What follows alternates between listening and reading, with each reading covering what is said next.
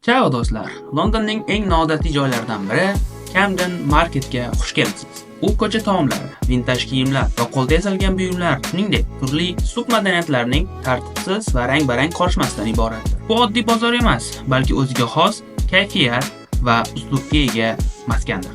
G'alati, shovqinli joy, ammo u hayotga to'la. Bu yerda hatto punklarni ham uchratish mumkin.